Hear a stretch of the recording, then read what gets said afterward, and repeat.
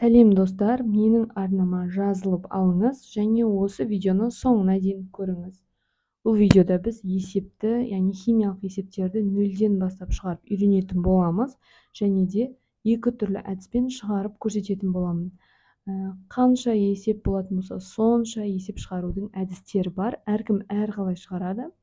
Және де сіз осы екі түрлі әдістің өз қалауыңыз бойынша өзіңізге ыңғайлысын таңдап үйреніп алсаңыз болады.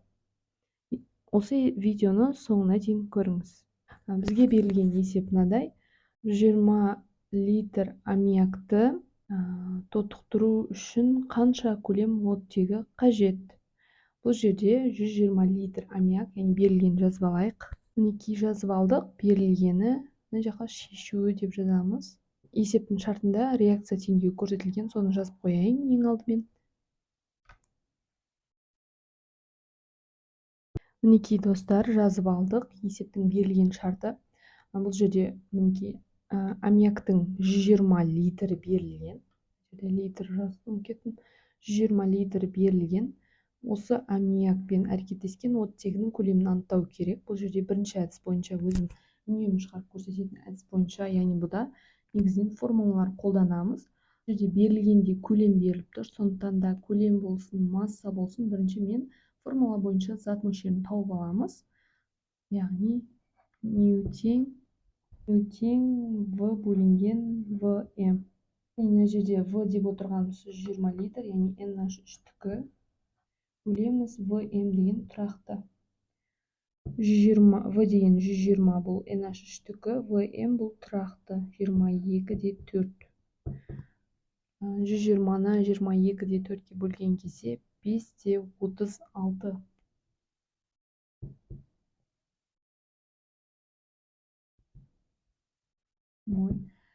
Енді осы моль арқылы химиялық реакция теңдеуі бойынша деп оттектігін тауып алатын боламыз. Химиялық реакция теңдеуі бойынша.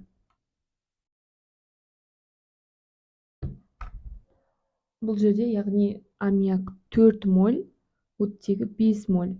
Яғни 4 болғанда 5, тауып алған бұл аммиактікі. Сондықтан да 4-тің астына жазамыз, өйткені бұл аммиактың 4 молі, мынау да аммиактың осы көлем арқылы табылған молі.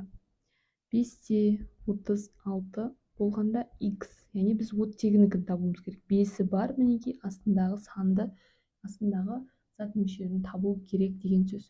Бұл жерде X-тің мәні 6 да 7 моль болады.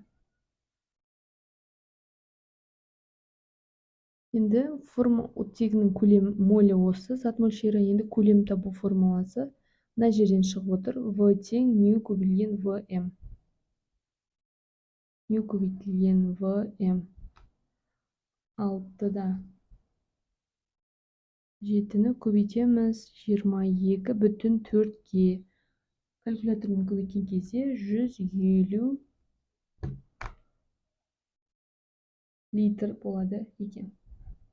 Мінекей бұл бір әдісі, бірінші әдісі, екінші әдіспен көрсететін боламын. Енді екінші әдіс бойынша бұл өте қарапайым әдіс. Бір ғана пропорция арқылы шығарылады, яғни бұл жерде реакция теңдеуіндегі мына тұрған коэффициенттерді біз көлемді қатынас ретінде аламыз. Мысалы 4 моль болатын болса, бұны 4 литр деп аламыз, 5 моль, оны 5 литр деп аламыз.